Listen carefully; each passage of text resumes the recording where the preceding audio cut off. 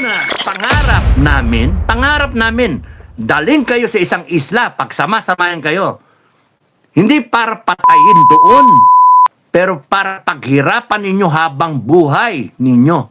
If found guilty, may batas pa may trial pa kayo. The moment you are found guilty, you will be there with your families para masaya kayo. Doon kayo, wala kayong pakialam sa inyo. Because alam nyong mali ang ginawa ninyo. Alam ng pamilya ninyo, mali ang ginagawa ninyo. Nakikinabang sila sa pera na ninakaw sa taong bayan. Nagdakaw sila bilyon-bilyon. Itong mga to, tukmoy na to. Tapos nun ibibintang kay Sara Duterte, 125 million. Putang ina, i-impeach nila, etc. etc. Hindi nyo ba naisip na kaya in-impeach yan? Kasi yan ang pag-asa na patinuin ang Pilipinas. Habulin lahat ng magnanakaw na yan. Kaya nga, nakaka-bad trip Nakaka-bad trip. Sasabihin, sira ulo si Inday, psychologically immature, may sayad, etc. etc. Takot na takot sila si Inday ang maging presidente. Yun yung totoo dyan. Because alam nila, lusaw sila kay Inday. Tayo magsabi. Yun ang gusto namin Yung batas-batas nyo, rescinded. Yung mga ano-ano nyo, hindi. Ayaw namin nun. Pipilit nyo sa amin, sasaksak nyo sa lalamunan namin. Kayo, nagpapasasa kayo sa pera ng taong bayan. Tapos kami, sinasakal nyo kami sa koleksyon ng VAT na yan, linti kayo. At saka yung isa pang galit ko, yung lahat ng institusyon na hindi mag-o-honor ng senior, ay, yari kayo.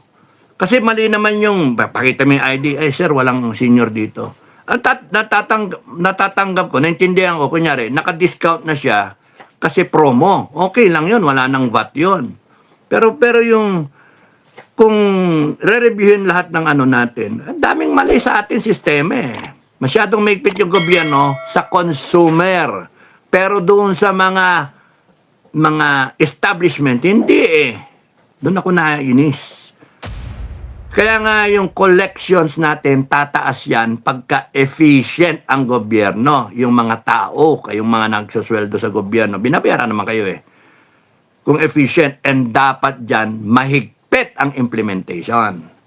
Kung kakaang-kaang, wala, hindi pwede.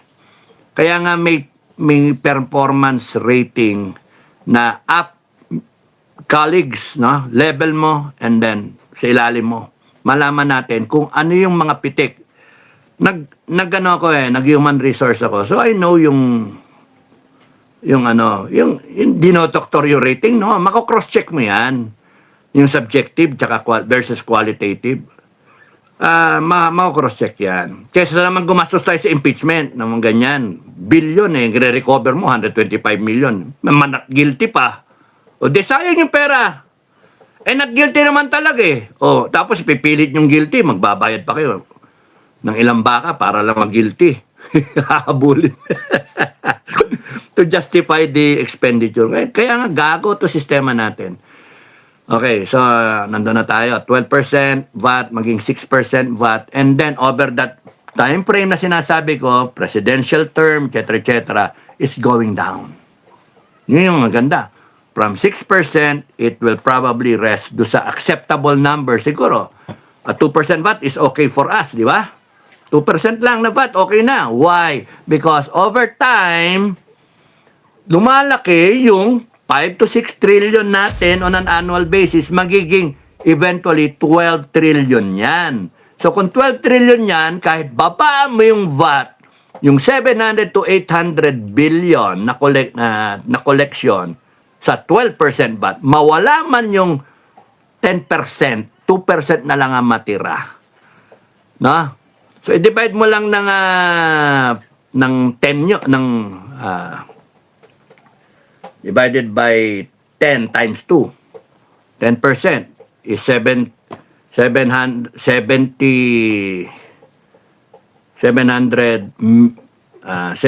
million, 800 million times 2. So, mga 140 billion to 160 billion. Yun na lang matitira. Pero imagine yung dami nung pera na pumapasok. So, mali ako doon. Ang punto dito, 2% na lang. 2% ng collection ng BIR. Kunyari, ang collection niya ng BIR, kung 700 to 800 is 20, lagay mo 20% times 5, mga 7 times 5, around 3.5 trillion to 4 trillion ang collection ng BIR. Which is around 60%, 70% na kamo. 70% ng kunyari, 10 trillion na. 7 trillion yon. Compare nyo sa 5 to 6 trillion, kahit nga zero bat, okay lang eh. Tama ba? So, ang pinakaano dyan, ang key is lumaki yung 5 to 6 trillion. Paano lalaki yon? Encourage spending. Paano kayo encourage spending? Babaan mo yung VAT. Lalaki yon. Improve your collection efficiencies. Tanggalin mo yung mga tarantado dyan. Tanggalin yung corruption. And you will be surprised na over a span of time, yung 5 to 6 trillion na yon magiging doble. Ano impact nun sa inyo, mga Pilipino? Sus ko, yung 5 to 6 trillion nga 4 to 5 trillion, panahon ni Duterte May build eh. Saan tamakal yung nagawa Basta walang korupsyon. Can you just imagine, from 5 trillion to 6 trillion, magiging 10 to 12 trillion, yung perang papasok sa gobyerno. Diyos ko, you can just imagine yung daming magagawa. Baka malagyan natin ng train mula Luzon, Apari, hanggang Tawi-Tawi. Makonektado yan ng train. Na island train, kunyari, island loop. Imagine magawa natin yon. Baka kunyari, magawa natin yung tubo na malaki, na imburnal, tuloy-tuloy yung tubig ulan, pasok sa drainage, naayos natin, merong filtration, depende, bato na lahat doon sa kung China, kung Amerika, kung Middle East, Australia, lahat ng continents na kailangan ng tubig natin. Kasi tayo yung sasala ng tubig sa Pacific Just imagine that, no? Na kahit palitan nyo ng langis, okay lang sa amin O 3 bariles namin, 1 bariles ng langis nyo, okay lang sa amin, labang kami. Kung na-set up natin yung infra, sipin mo kada ulan, yung flood control na yan, hindi kailangan ng flood control. Ang kailangan natin, flood collection. Yun yung kailangan, hindi control. Flood, rainwater harvesting, no? Yun ang kailangan. Flood collection, para diretso yan, lahat ng kanal. Kaya nga, disiplina lang kailangan mga kababayan, yung walang tapon-tapon, malinis na Pilipinas, malinis. Kasi pupunta sa kanal and then magbabara. Pero anyway, pagdating sa dulo. Pero ayoko na tinatapon niya yung basura mali Kasi hindi kayo nakakatulong dun. Individual responsibility, whole of nation approach, dapat. Dapat korekin natin yung ating, you love your country. Dapat ayusin natin. Hindi yung hindi. Wala, kanya-kanya tayo, kaya nagkakaganito yung bansa natin Okay, so 12 tayo. Marami kang sinabi. Declaration number 13. 13 is Friday the 13th, malas, no? Kaya para matandaan ko, Declaration number 13 is all about yung huhulihin natin ng mga politiko, ganyan, mga conspirators dito sa nakawan nato. No? Lahat ng bendalo huli, lahat ng nagnakaw huli, lahat ng nag-conspire at nag-tolerate, no? In doing so. Lahat ng Tagalog nun, tumulong, aiding and abetting, no? Kayo, kasi pananagutan dapat. Pananagutan actually yung 13. We have to find an island out of 7,641 islands which we will call a Crocodile Island or a La Muerte, Isla del Muerte. Isla La Muerte, the Death Island. Kasi you will die there You will spend the rest of your biological life there. No, with your families, no? So, yun yung sinasabi ko na pag gumikot ang gulong, we declare all these people na who cause trouble, so much trouble for the Filipino people, the nation, binaon tayo sa sandamakal na utang. Wala naman nangyari na kinulimbat, mali-maleta, huhulihin natin. Hulihin natin. Tapos nun, iimbestigahan natin. People's Court, nandun pa rin yung batas na umiiral. Kasi gusto nating pananagutin sila. Paano nyo pananagutin? No? May death penalty. Pagka napatunayan, patay. Pero merong provision do sa death penalty natin. Gusto kung ako masunod, na pwedeng hindi ka mamatay, pwedeng bumaba yung iyong penalty from death, magiging life imprisonment. Doon ako pabor. Kasi magagalit yung mga pare, magagalit yung langit sa atin. Patay kayo ng patay eh. Bahala ang langit pumatay sa kanila. Bahala. So, kita niyo yung humamon sa akin noon na vlogger. May humamon sa akin noon. Patayan daw kami. Nahamon ako, putya, vlogger ng Malacanang, vlogger ng BBM. Hindi ko pinapatulan. Pinatulan ni Bukay. Siya yung Tapos sabi ko, hindi naman siya ako yung nahamon. Para pinalalabas, duwag ako. Hanggang sa sinabi ko, bahala ng langit sa'yo. Babawian ka ng langit. At yung pamilya mo pa, ang aanuhin. Baka umiyak ka. Sabi. Kaya dubayan mo na yan. Ayun, nangyari. Hindi, the next day, putya, namatay yung anak. Iyak siya. O, may babalik ba niya yung buhay na anak niya? Hindi. Kaya nga, ang sa akin, ang paninindigan ko, mas maganda, mga kababayan, yung ating mga daming troll, Ang daming troll. Thank you, Blue Lamadnog, Pakidelete lahat. Pakidelete lahat ng mga troll. Nakakadistorbo. Dami nun, ang doon, pananagutin sila.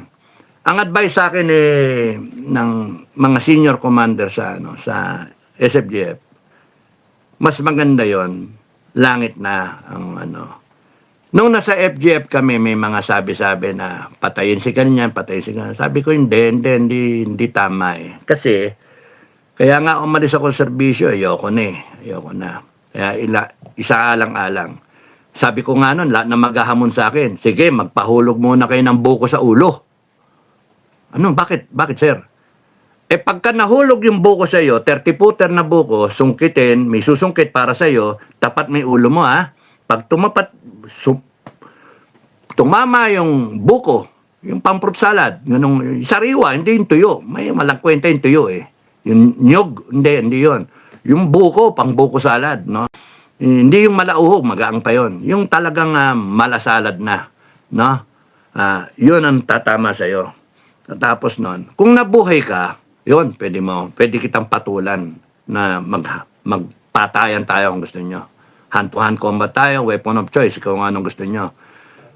Isipin nyo, nalakas ng loob ng humamon sa akin ng mga to. Kasi mga troll mga vlogger na ek-ek. Well, anyway, nung hindi ko pinatulan yon, pinapatulan itong ni Bukay ng Deputy FGF.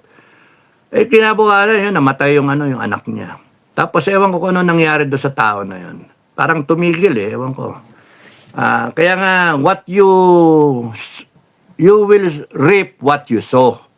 Kaya maraming kalaban maraming ganon. Kaya nga hindi tama na bira ng bira. Pero kayong mga vlogger na nagpo-pro-administration, alam ninyo yung mali ninyo. Ang mali ninyo, alam nyo nang nagnanakaw yung gobyerno. Alam nyo na yung binabayad sa inyo, taxpayers money. Ang ganitong isa, may Rolex pa. No? Hindi tama yung ganon-ganon. Tapos sisiraan ninyo yung Duterte, yung mga DDS, yung mga leader, etc. Sa akin, sandamakal yung umabot na paninira. Hindi ko pinapansin. Ngayon ko lang nga nakilala ito Itong sinabi sa akin na may namatay, tapos ako yung sinasabi, binubuhay. Sabi ko, hindi, na yan Kasi sinabi ko naman, titirahin lahat ng leader. Kaya gusto nila, matakot ako at ako yung kasuhan dyan. Ang sa akin lang sa CIDG, sa PNP, NBI, siguraduhin ninyo na yung investigation ninyo ay tama. Nasa tama. Kasi the moment na ako ang kinonek ninyo dyan, na wala akong kasalanan dyan, siguraduhin nyo na paninindigan ninyo yung conclusion ninyo, yung investigasyon ninyo. Personalin ko masyado yung pagbibintangan ako nang hindi ko ginawa. It is injustice dun sa biktima na pinatay, inulo, yun ang sabi, inulo, niratrat, dinamay yung kalibin niya. 24 anyos yun, hindi na makakaranas ng magkaanak. Doon ako nabubuisit. Na, nag-crossover siya, pumunta siya, puta yan na, naging pro-BBM sila. Tapos ngayon, ang ini-spin nila, ako may kagagawan. Gago eh. Pero itong kukomment ko sa inyo, kayong mga nagbablog na pro-BBM, alam ninyo na mali yung side ninyo. Binabayaran kayo. Yung mga DDS, walang bayad. Pinipilit nyo, binabaliktad nyo ngayon, may bayad yung DDS. Kasi naniniwala kayo, ini-implement ninyo yung inuutos sa inyo ng mga pro-BBM, ng mga handler. Alam nyo na alam naman natin. Sumpaan tayo sa langit, alam natin. Kayo, binabayaran kayo? Masasabi nyo ba hindi kayo binabayaran? Meron yang lumabas dun sa SOCMED eh. Nagkaonsehan pa eh. Nagkaonsehan sa bayaran. 2.2 million, 2.5 million, nagkaonsehan. Kaya nga, nandun yung threat eh, na sinabi, malit lang ang kalokan. Sipin nyo, bagong lipat pero natuntun siya. So talagang pinlanong, katayin siya eh. Talagang patayin siya. Kung bagong lipat siya, ilan lang yung nakakalam nung address nung vlogger. And then, either na merong sinet na meeting dyan na alam na pupunta siya, and then meron ng kausap na bubuntutan siya. Doon niyari sa sa harapan yata ng gate eh. Kaya mali eh. Meron pagkakamali. Bumalik eh. May pumunta, gustong pumasok doon sa bahay. Kaya yung angulo, imbestigahan nyo na maayos. Yung tama. Yun sa akin. Huwag nyong gagawin na inutusan kayo at i-connect yung pangalan ko dyan. Na siyang ginagawa sa SOCMED. Kaya sa akin, kayong mga nagbablog na pro-BBM, alam ninyo yung ginagawa ninyo. Tumawid kayo. Alam nyo mali. You are aiding yung mga kriminal sa gobyerno. Tapos babalik rin ninyo, ang DDS pang kriminal? Wala kayo sa hulog. Kaya tama lang yon na lahat kayo pag umikot ang gulong. Pagka hindi umikot ang gulong, swerte nyo, forever kayo dyan. Pero pag umikot ang gulong at hindi pinahintulutan ng langit na nandiyan kayo forever, may panahon yan, pag ikot ng gulong at ang taong bayan ay napika na sa inyo at nagkaroon ng death penalty, nagkaroon ng declaration number 13. Lahat kayo sa isla. Kasama yung pamilya nyo. And you will spend your lives there. Kasi yung pamilya nyo dapat ang duty. Sabihan kayo, huwag nyo gawin yan. Mali yan eh. Pero nakikinabang kasi sila, pinakakain niyo yung pamilya nyo ng nakaw na yaman. Pera ng taong bayan yan eh. Binabayad. Tapos you can afford na magpagawa ng bahay, bumili ng mga kasangkapan, magpa-payslip kayo. Hindi tama yun. And then ibibintang nyo sa iba. Malay namin kung ang admin pa nagpagawa niyan eh. Kaya nga nakakagalit, nakakainit na ulo. Now, ang naiinis ako, bata kasi 24 years old din, paano ka hindi nga maranasan na magkaroon ng pamilya eh. Sayang eh. And kayo mga Pilipino, kayo mga nagbablog dyan, kayong mga vlogger dyan, kayong mga isipin nyo yung pwede namang mabuhay ng maayos. But you do not do things. You cross over dun sa walang niya. And then knowing it, and then kayo pa yung mapipikon. Kayo pa yung lumalabas ngayon na kayo inaapi. Kayo nga yun ng aapi. Si Bibi mo sasabihin ng vlogger, nabuntis, nagpalaglag. Isipin mo yun. Mura kaliwa kanan, ang baho ng sinasabi. That's the Vice President. And sino nagtuturo sa kanya? Sino nagpapalakas sa loob niya? It's the devil. It's the demons behind all of this. It is the syndicate. Kaya nga sa akin, kung ako ang masusunod, lahat ng nag-cause ng pain sa Pilipinas, lahat ng nag-cause ng pain sa mga Pilipinong matitino, you should all be rounded up and then put on an island. Crocodile Island, Snake Island, o kaya Bangag Island, o kaya Isla del Muerte. Ganun ba? Ang daming isla dyan. Madaling humanap. And kung sino man yung tatayo dyan, or kung kayo, may alam kayong isla, sabihin nyo na kung saan. Sa Visayas ba? Sa Mindanao ba? Sa Luzon ba? Na uninhabited island but can support life. No, may mga puno, may mga kawayan so that they can and then may mga patag so they can fertiland, they can plant, etc. etc. Malit masyado kung doon sa Pag-asa eh. Yung i-relocate mga tao doon, etc. etc. Malit masyado. Tsaka may military base doon eh. Ayoko magkaroon ng sila-sila lang dapat, walang And then bahala sila, mabuhay sila, stateless sila. Walang Part of the Philippines yan, pero wala silang citizenship. Yan ang kasalanan nyo.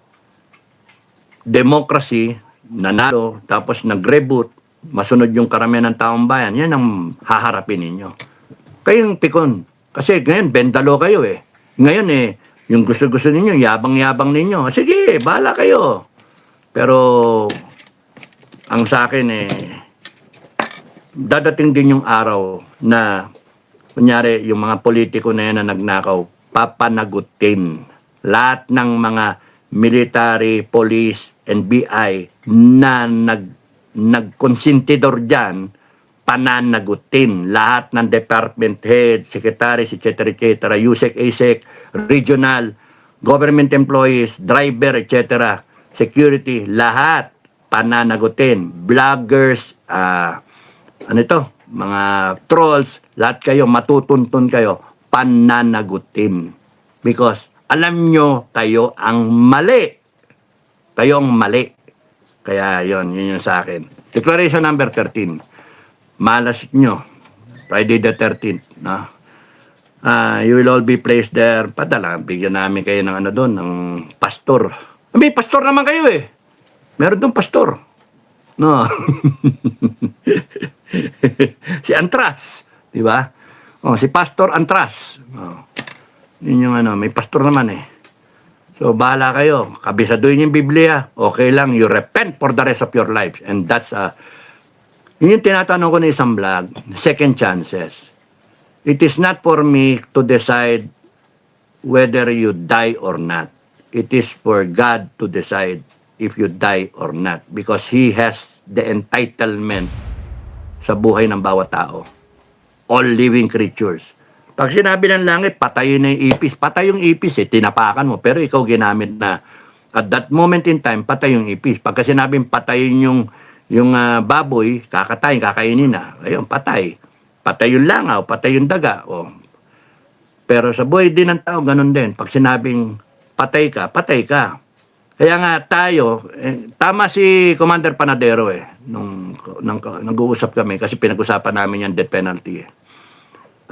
Probably yung death penalty may sample. Oo, pero yung lalahatin mo, hindi. Mas maganda. Number one, kasi pag kinatay mo, hindi pagsisisihan yung kasalanan niya. Hindi nga niya malaman may kasalanan siya. Mas maganda na try siya, alam niya, may ebidensya, na try siya fairly, guilty unanimous, may kasalanan siya, na pwede pa siyang maghirit. Sasabihin ko na lahat na ninakaw ko para maging life imprisonment. O de sige, sabihin mo. And then ititignan laban sa ebidensya sa kanyang mga dokumento. Kasi simple lang yan Ano yung beginning mo, ano yung ending mo, ano yung pera mo nakuha sa gobyerno, etc. etc. Kung hindi mo ma-explain, wala, yun, sequestered yun. So, yun yung sa susunod na natin, na declaration. So, yun yung nakaw eh. Kuhanin. Pero pagka nakuha ng gobyerno, pagka tama at sinertify ngayon ng court making the decision, you will be spared your life. You'll be given life imprisonment. O, di maganda. Pagsisihin mo habang buhay. Pero hindi ka na, wala nang pardon yun, wala nang not even the President of the Republic can pardon you. We'll make sure that mayroon yung provision ng ganon, non-pardonable. Kasi pagka natapat kasi isang presidente na aanga-anga o mabait o pusong mamon, tapos gustong magkaroon ng legacy papardon din na. Basta pumasok ko dyan sa isla na yan. Gago kayo, daming namatay na Pilipino eh. Dahil sa nakawan na yan eh. Alam nyo ba pagka full blast yung COVID na yan, kung dami na naman mamatay na Pilipino, pagka nagkagera, daming mamatay na Pilipino dahil sa mga nakaupo na yan. That's why tama lang pananagutin. At itong mga troll, vlogger, mga expert na yan na nandyan, tumatanggap ng pera sa gobyerno. Pera natin yon, pera ng taong bayan. They are accomplices do sa crime against the Republic, against the Filipino people. I want that clear. They are accomplices, no? Hindi dito ang kriminal ang mga DDS. Hindi. Ang kriminal dito ay yung mga may problema ngayon. Kasi alam naman natin lahat, ninanakawan tayo. Alam naman natin, binebendalo tayo. Alam natin na mali-mali yung mga aligasyon kay Sara, kay Mike Defensor, kay si Marcoleta, lahat eh. Tapos ngayon, binabanatan ngayon yung mga tao. Mali naman yung sinasabi kay Bato. Isusubo sa impeachment, sa ICC. Mali naman yun. Pati si Bongo. Si Duterte nga, mali yun ang sinubo nila eh. Kaya nga, grabe yung krimen na ginawa nila sa atin. Betrayal of public trust and culpable violation of the Constitution. And these people who are receiving money to change the narrative, even mainstream media, even bloggers, even trolls. Right now, we have trolls. They're trying to change the narrative. They're trying to create fear. They're trying to stop us from saying what we want to say. Quell our freedom of expression. Tinatakot tayo, binebendalo tayo. And in-expect ko, titirahin nila ako. Nabi ko na yan sa mga previous vlog. Uubusin lahat ng leader. And sa akin, iba. Hindi ako papayag. Kung iba pumapayag ako, hindi papayag. Okay, so let that be clear. Well, number 14, declaration number 14.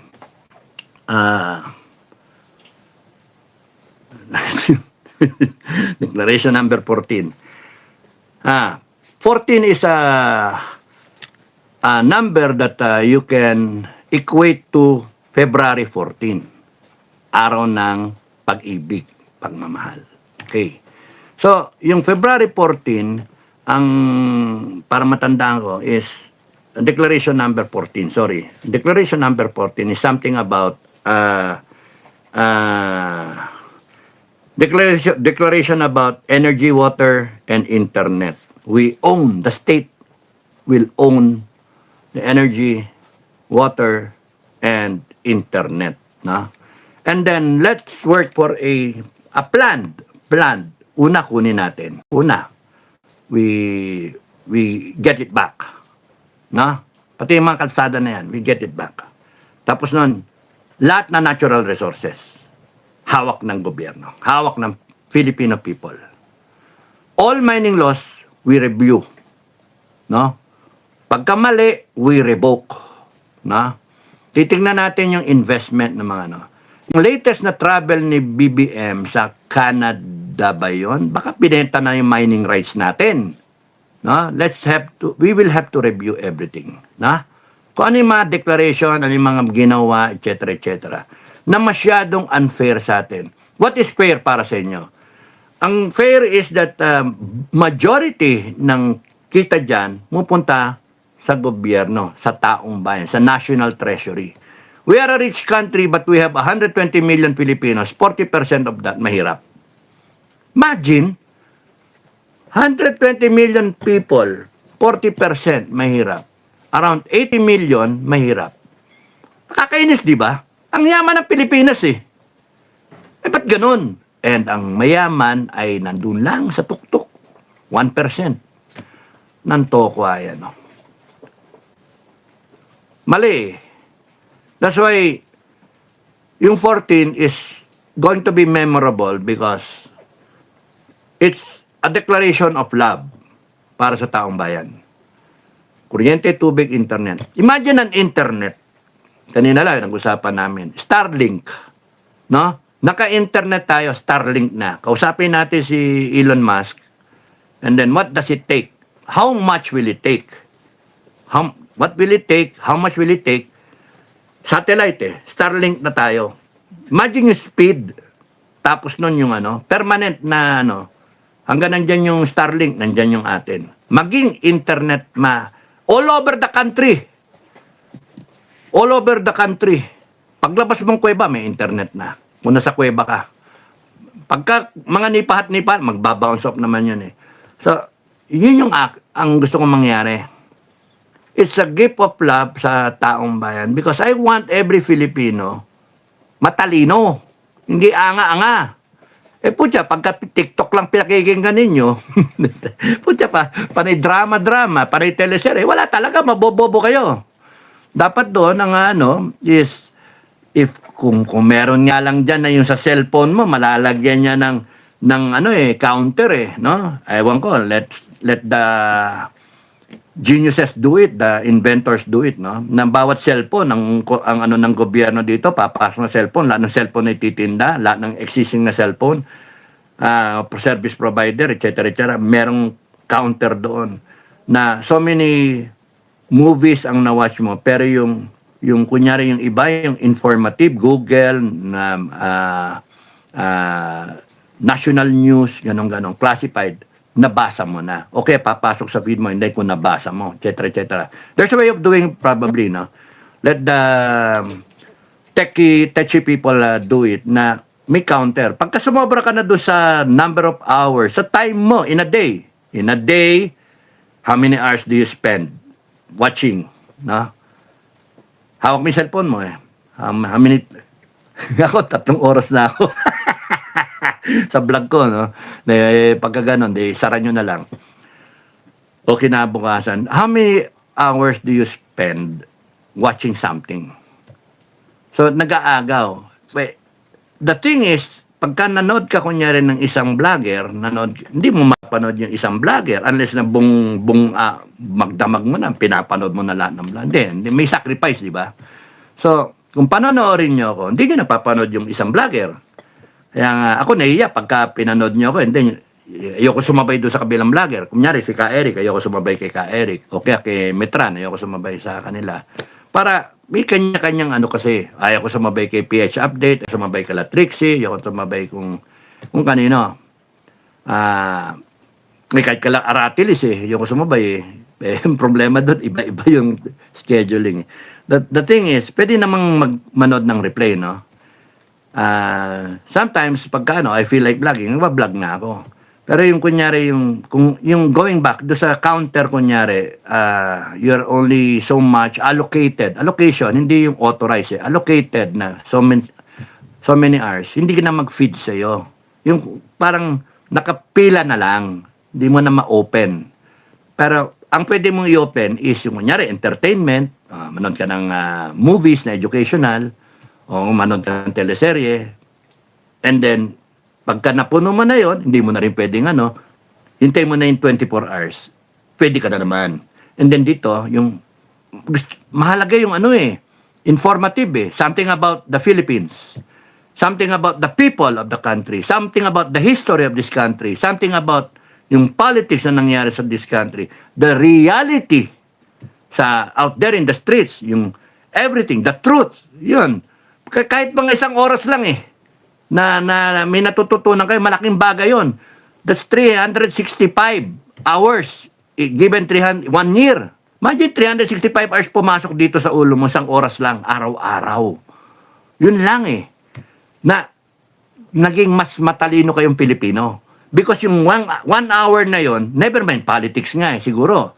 It's about cultural something. It's about a plant na tinatanim natin that improvement ng gobyerno. Kunyari, it's a government channel, for example, no? Something about yung plano ng gobyerno natin sa 7,641 islands. Plan about tourism, plan about agriculture, how many products do we want to be known for, 20 products to be known for worldwide, ito yung plan. Imagine mapumasok yan dito. Something about your military, ito yung mga reservists, ito yung mga ganyan. Something about laws. Alam ninyo yung batas. Kaya hindi kayo pwedeng i-bend the law. Informative. Pagka napuno nyo yun, at marami pa, shut down ulit siya. Bukas na lang ulit. Pero sasabihin siya, you have watched this you have watched this video, would you like to continue to replay again? Yes. Tapos baka may survey pa, no? Bakit? Kasi I find it interesting, may feedback. So, yun, marami pwedeng gawin eh. So, yung mga detalye na may, kung baga sa nagiging well planned yung pumapasok sa ulo ng mga Pilipino, hindi lang yung tiniba yung saging, may pera sa loob. yung saging may puso na hiniwa, may paldo ng 1,000. Yun yung saging kung tinanim. Tapos yung tanga naman, tataka-taka natin saan ba nakakabili ng pananim niyan, yung seedling niyan, namumunga ng pera. Kalokohan lang kasi nangganap ng views nga eh. Kaya natatuwa naman. Ako, Roldan, yun ang pinapanood eh. Sir, ito panoorin mo, sir. Saan ba tayo makakakuha ng pananim na ganyan? Alin yun? Namunga, sir, ng pera yung saging. Ay, kaputya na may pinapanood mo. Makukulta yung utak mo. Pinapanood mong ganyan eh. Wala namang ganyan. Paano na ginawa nila yun, sir? Namunga ng pera yung saging.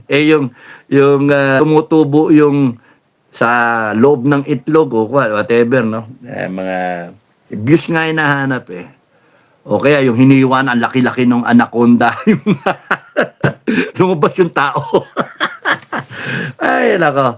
Kaya nga, panay kalokohan kasi. So, if we limit that and then maglagay tayo ng allocated time. Kunyari, let's say, if we know, for example, how many, there's got to be some data there out somewhere dito sa gobyerno natin, how much time as a person spend watching, viewing, internet, SOCMED, how much time for Facebooking, ganon. So, pag alam natin yan, then we can make a policy, make a provision na that can somehow help the mind of the Filipino grow, given an internet na libre, na kahit saan ka sa parte ng Pilipinas, ang lakas ng hataw. So, give and take. Magbigay ang gobyerno ng free internet, lugi dyan yung mga provider, no? And then, pwede rin naman na may kita ang gobyerno, mas mababa, no? Just to sustain yung bayad doon sa Well, we will have to find out kung how it's gonna be done. Basta may plano, merong direksyon. So, libre internet, kuryente, tubig, dapat pag-aari ng Pilipinas, tubig lalo. Libre man ang tubig, Diyos ko. Umuulan nga, libre eh. Paano naging babayaran mo yung tubig? O, di ba? Because may nag-spend.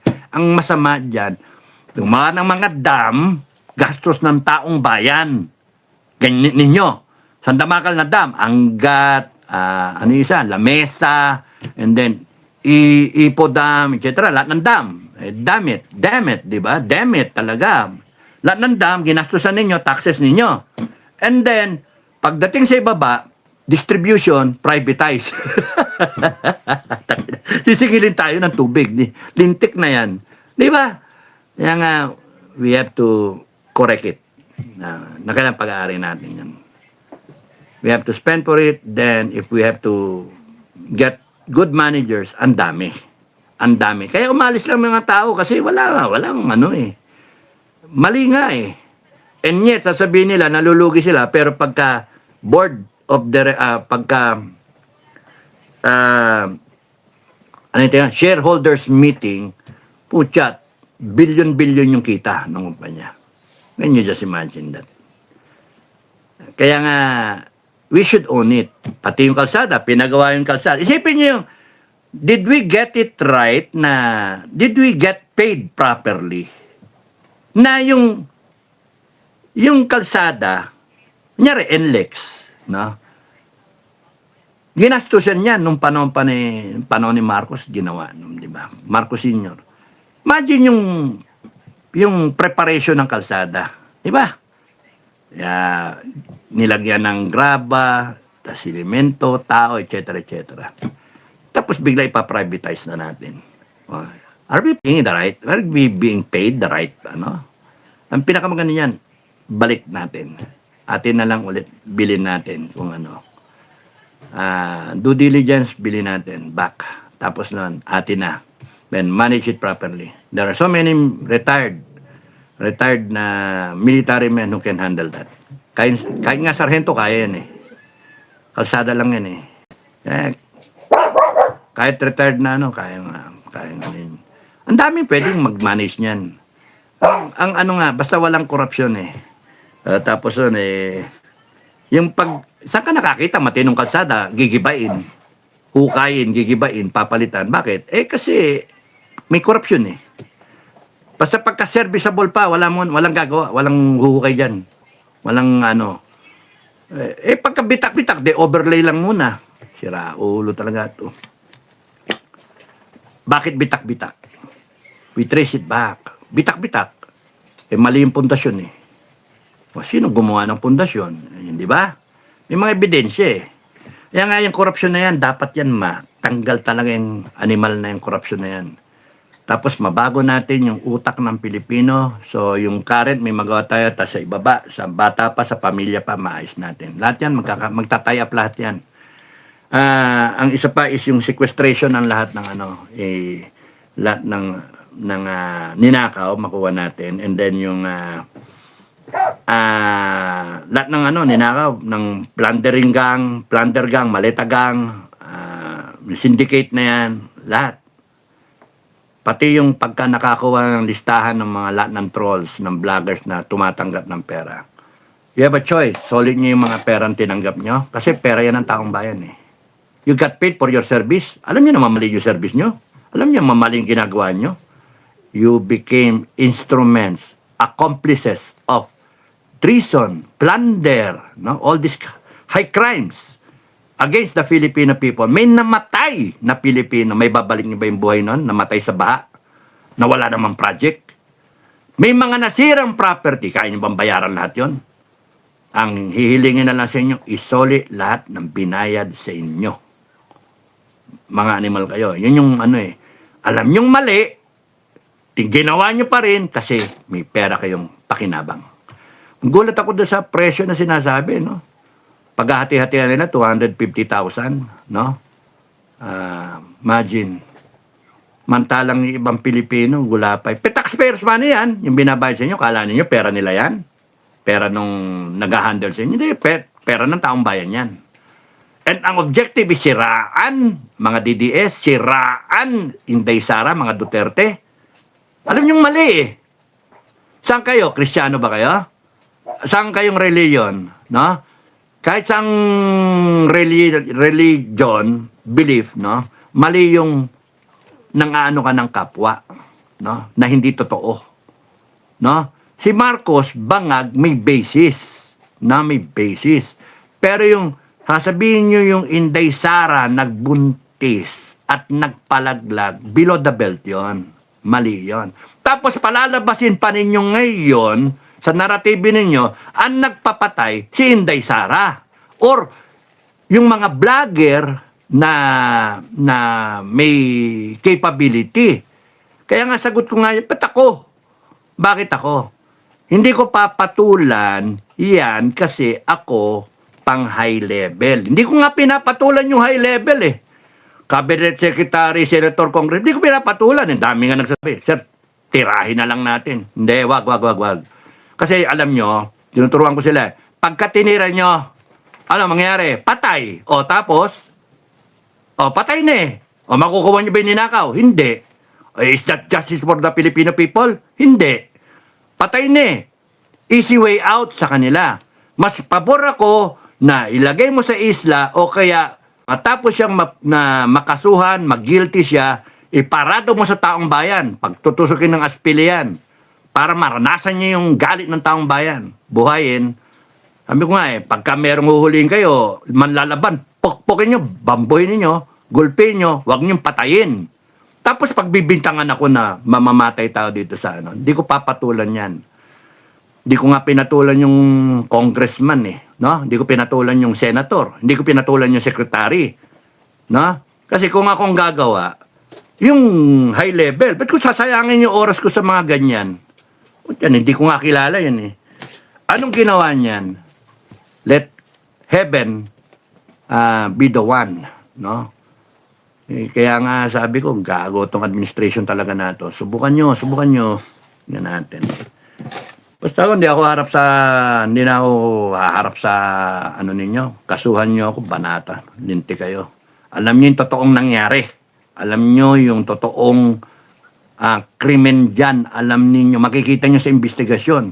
Tingnan nyo pati yung mga yung mga footage, sa mga ang tag dito, mga CCTV cameras around. Pati yung mga interview sa mga witnesses ba, pangyayari. At yung nakunan yung dalawa na pumasok ulit doon. Gago pala yan Tayo na. Kaya nga, nakakainis. Have we evolved into a society na ganito? Okay lang magnakaw, protektahan mo yung magnanakaw, tapos pag kami nangyari pa, ibibintang, binugurgur na ako, ibibintang mo sa hindi magnanakaw. Nagnanakaw kayo, binibintang ninyo kay Duterte na wala dito para harapin kayo, nandoon sa ICC. How I wish God will give Duterte so much life to live until 100. No? O kaya 90 man lang, tawad na langit. He's 81. How I wish he would live until 90 pa. So that he would see a better Philippines created by his daughter. Created by you Filipinos. Natatayuan ninyo. Created by a whole of nation approach. Created by us na it's a better country. Kaya kayo mga senior, nasa tamang kayo na in our lifetime, ayusin natin to. Mga MUP, mga retired, iniwanan ninyo Pilipinas na maganda. Ba't nagkaganito? Kaya tama lang ayusin natin. Imagine, nagdakaw silang bilyon-bilyon, tong mga to, tukmoy na to, tapos nun ibibintang kay Sara Duterte, 125 million, putang ina, i-impeach nila, etc. Hindi nyo ba naisip na kaya in-impeach yan kasi yan ang pag-asa na patinuin ang Pilipinas? Habulin lahat ng magnanakaw na yan? Kaya nga, nakabad trip Nakakabad trip. Sasabihin, sira ulo si Inday, psychologically immature, may sayad, etc. Takot na takot sila si Inday ang maging presidente. Yun yung totoo dyan. Because alam nila, lusaw sila kay Inday. Pakalawang burger yun, So, ang devil ng diskarte Basta maliwanagin ko. Malinaw, ninakawan tayo. Hindi lang bilyon. Hindi lang millions, hindi lang billion, trillion. No? And still ongoing. Malinaw na ang budget next year, 7.2 trillion. Yung budget ngayon, 6.6 6.8 trillion. Malinaw na kinu-question na ng Supreme Court yung na pinag-explain. Malinaw na pinirma ng presidente yung budget na yan. 23, 24, 25, 26. Malinaw inamin nila may nakawan. Nandiyan si Ko, nandiyan yung presidente mismo. Maya naman kayo. Isang simento wala nilagay dito. Nabaha. Ayun, pinakcheck kayo na langit eh. Mga sinungaling kayo eh. Pinagmamalaki mo. Nandiyan ang 5,500 na flood control project. Yay! Pucha. Ayun, binaha. Tapos may namatay. Hindi na yun, malinaw yun. Hindi na may babalik yung buhay nun. Tapos itong vlogger na to, hindi na may babalik yung buhay nun. Yung namamatay sa kalsada, hindi na may babalik yung mga buhay. Why is this is happening? Tapos sasabihin pa, Presidente, tutulungan itong vlogger. Yung namatay na tatay, na wala na yung nanay ng bata, autistic yung bata. Yung delivery boy, yung delivery man, sinaksak yun patay. Yung mga nabaril sa eskwelahan. Kaya nga, hindi nyo na may, kahit anong tulong ang gawin nyo, hindi nyo na may babalik yung buhay. Yung pinatay na si Alicia, hindi na may babalik. At 24 na lang siya. Hanggang doon na lang siya. And she will become a memory. Ang sama pa ng memory. Once upon a time, she was a vlogger for the Marcoses. Na eventually, pagka na-overthrow tong Marcos, pagka natanggal ka, by way of election or by way of revolution ng taong bayan, People's Revolution, putya, People Power Revolution, tanggal ka. Imagine, matatandaan, magiging footnote lang sa history. Baka hindi pa nga footnote. Itong si Alicia, nag-vlogger yan para kay Marcos. And she will be forgotten. And she has, ang sad doon why does she have to lower herself? Why does she have to cross over dun sa pagbablog na yan na below the belt tirahin ang isang vice president na wala namang kasalanan sa kanya? Nang inisip lang, sinasabi ng vice president ninyo, na ninanakawan tayo nitong gobyerno na to. And now she's the one facing impeachment. At siya, magbablog, binibira, buntis daw, nagpalaglag. Putang ina, talagang ang sama Why does she have to be like that? Because somebody is handling her. And I think she was assigned to me na kasi binibira ako niyan na lumalabas ngayon, binibira pala ako niyan no? Sabi ko nga sa akin, noon kay Metran, huwag mong patulan yan, hayaan mo na, huwag mong patulan yan, bahala langit sa kanila. Ang focus, doon tayo sa issue, wag sa mga personalidad issues. Kasi mga yan, tumangatanggap yan Kaya sila ay kasama sa sindikato. Lahat kayong vlogger na tumatanggap ng pera sa Marcos administration na babaguhin yung naratibo at pinalalabas ninyo, sinasabi ninyo lahat ng paninira. Kagaya ngayon, may mga naninira sa akin at nagsasalita against me, may araw din kayo. Pag ikot ng gulong, you will all be rounded up, put on an island with all these politicians na nagnakaw because you are all part of the big criminal syndicate. Imagine alam nyo nang nagnanakaw to mga to, alam nyo nang tinatarantado bansa natin, mga Pilipino. May namamatay na mga Pilipino Tapos yung kayo, magbablog kayo, na palalabasin nyo, kami pa yung kriminal, kami mga walang nga, kami yung mga gago. Abay, you are part of the syndicate. Yun yung tama. Kaya screenshot lang na screenshot. Bago nyo burahin, screenshot pa rin ang screenshot. May nag-comment nga sa isang sa isang sa Facebook yata. Kinakailangan daw imbisigan yung listahan ni Dado. Listahan daw. Ay nako, listahan ng mga vlogger, no? Bakit takot na takot sila, no? Kasi inaamin ninyo kayo guilty, inaamin ninyo kayo may tumatanggap talaga yun ng pera. Inaamin ninyo na mga vlogger kayo ni Marcos, mga troll kayo ni Marcos. Kasi alam nyo, mali yung ginagawa nyo Di ba? And now na pangarap namin, dalhin kayo sa isang isla, pagsama-samayan kayo. Hindi para patayin doon. pero para paghirapan ninyo habang buhay ninyo. If found guilty, may batas pa may trial pa kayo. The moment you are found guilty, you will be there with your families para masaya kayo. Doon kayo, wala kayong pakialam sa inyo.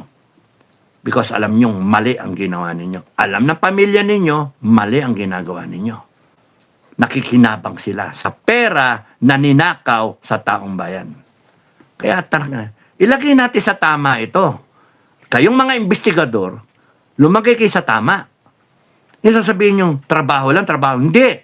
You are enabling the syndicate to prosper, to grow, to omit what is due to the Filipino people. Ninanakawan ng taong bayan. May namamatay dyan sa flood na yan. Yung mga dapat na pera na gagamitin para sa services, delivery na services para sa taong bayan, you are enabling, hinahayaan ninyo, tumutulong kayo sa kawalangyaan na ginagawa nito sa taong bayan. You are violating the Constitution. You are putting the Filipino in peril. Yung future generations, kinabukasan namin, sinisira ninyo. Kaya lumagay kayo sa tama. Kami ang nasa tama. Kami ang nasa katuwiran, hindi kayo. Tangina yan, tas babalik ta rin yan. Ang mga gago pa, mga DDS, putragis kayo. Mali So, ano yung bottom line dito? Ninakawan tayo. Tama ba yon? Di ba mali? O alam mo nang nagnanakot ng gobyerno, may trabaho, may trabaho. O ganito, ganito. Tututo ka dito sa ano na to. Tuto ka kay to sa vlogger na to, kay Ka Eric, siraan nyo na siraan. Okay, tuto ka kay Maharlika, banatan nyo na banatan. Tuto kayo dito sa lahat ng vlogger. Tuto kayo kay Kap Dado. Yan, banatan nyo na banatan. Tapos nun, tanggap kayong pera. Di ba mali yung ginagawa nyo? Alam nyo kasi kami panay organic yung amin, sarili namin kahit sarili namin. Diskarte, sarili namin oras, voluntary yung amin And for me, ang sa akin, is para isipin lang ng tao, yun tama. In fact, binibigyan ko nga ng pag-asa ng tao At, nasaan tayo? Declaration number 14. Sino di mag-ambisyon na libre internet? Sino di mangarap libre internet? Sino di mangarap na atin yung kuryente tubig para merong eventually may program tayo, may subsidy. At kung kunyari dumating tayo na we produce our own energy, we produce everything and everything is free. O hindi kaya subsidy, kalahati, 500 pesos. Anything you spend sa kuryente, above 500, 600, 100 lang babayaran mo. Equal na per household merong subsidy, kunyari. Di ba ang sarap pangarapin nun? Hindi mga politiko, hindi na pinapangarap yan Pinapangarap nila bulsa nila, pamilya nila, kinabukasan nila, susunod na eleksyon, ang pangarap nila. Paano mananalo? Kaya nga, we better do something about this country. And I do not want to die. I do not want to go. Kayong mga senior, tayong mga let's work. Let's make sure that this country, namamanayan ng future generations, ng pamilya natin, ay matino. Matino. Kunyari, yung anak ko, magiging accountant. No? I'll encourage him to go away, do right, mag-masters kaagad after 1 year, 2 years. Yung isa kong anak magiging flight attendant, no? I hope na yung hindi sila mahirapan. And that goes for all families. Hangad ng bawat pamilya, mga magulang, na gumanda yung pamilya nila, mga anak nila, at yung mga apo nila. Hangad naming mga MUP, mga retired. Marami sa aming matitino talaga. Na parang nakatali lang yung mga kamay. Gusto na nilang manggere. Gusto nilang mag-aklas. Tumayo na may baril, na magrevolusyon. Napipigil lang. Napipigil. Kasi parang helpless na helpless ang Pilipinas. Ang lagi nga namin nandyan ang AFP, nandyan ang PNP. kailan sila magigising.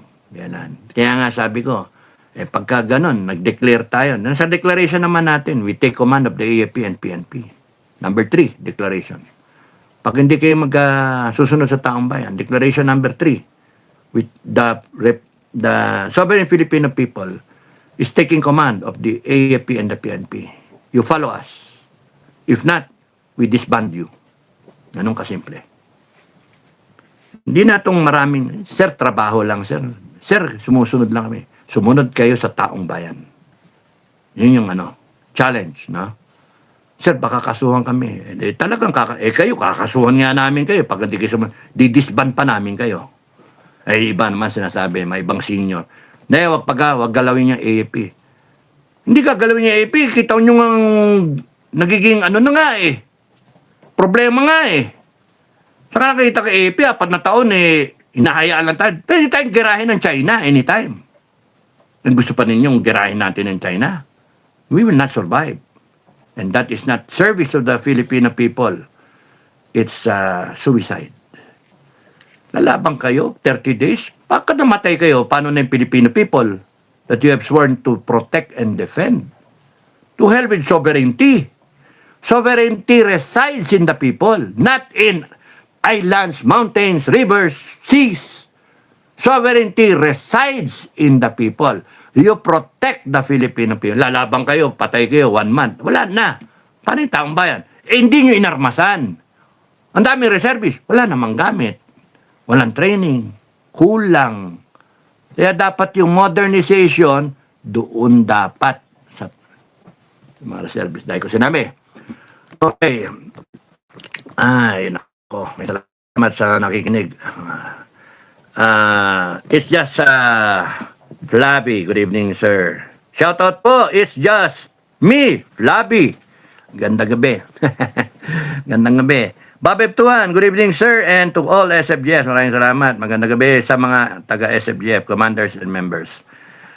Malapit na hudyat It's just me and Flabby said hi. JLB said hi. Bob Tuan, Ken natin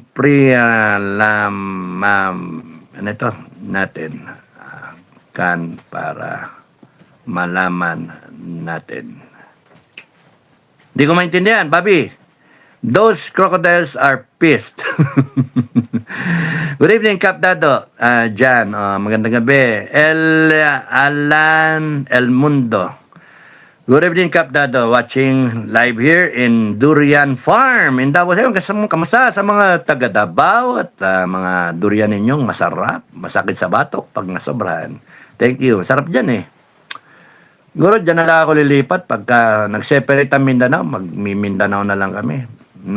Harap na lang ako dyan ng maliit na lupa kung kaya kang bumili. Giselle J. Magdrila.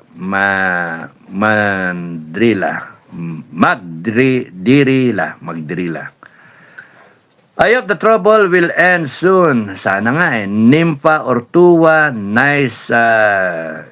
Good evening, Capdado. Thank you.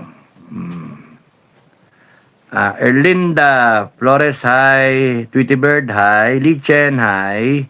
Eduardo Sanchez, hello po, Capdado. Enriquez, watching from Melbourne, Australia. Good day po. Shout out po. Maraming salamat. Kamusta sa mga taga Melbourne, Lichen, hi. Tweety Bird, good evening, Sir Dado. Thank you, Ma'am Tweety Bird. Erlinda Flores, good evening, Sir Capdado. Thank you for opening the store early. O nga, matutulog sana ako para bukas, fresh. Bala ko nga sana manood pa ng ng mga war films, Kagabi, pinapanood ko combat Tinatsaga ko yung combat. Si Vic Moro, parang nung bata ko, yun lagi pinapanood. Tapos pinapanood ko yung mga Rambo, yung mga luma na gera. Patton, Longest Day, Bridge Too Far. May mga cowboy din, mga hindi ko napanood. Kinokondisyon ko yung mind ko sa mga gera-gera. Sir, good evening. The bloggers who are criticizing you are really criticizing you. Okay lang, Alan. Right nila yun Kaya nga lang, Yun nga ang problem. Are they doing it because that's what they feel like saying, or are they doing it because somebody's telling them to say what should be said? May script para siraan ako. Para ako ang maging primary person of interest. Para matanggal ako. Kasi tingnan nyo Marcoleta, Pokis, tapos nun Marcoleta, tapos si Mike Defensor, si Ka Eric, Kaya sabi ko naman sa mga previous vlogs, habang nag-impeachment yan, iisa-isay na yung mga leader para pagdating sa dulo, ginilty. Paano mag-rally yung mga tao? People power yung mga tao, wala na yung mga leader. Pero sinasabi ko naman na pagka ako pupurse ng ganyan na mga kaso-kaso na alam kong wala akong kinalaman dyan at pipilitin nilang bendalo, pepersonalin ko yan. Tatayo ako talaga. Kaya sumunod yung gusto sumunod, yung ayaw, okay lang sa akin. Kasi sa akin, matagal na dapat akong patay. Nung kadete pa ako. Lalo na ako, sa tingin ko, hindi naman nakapapatay na langit. Because God is the one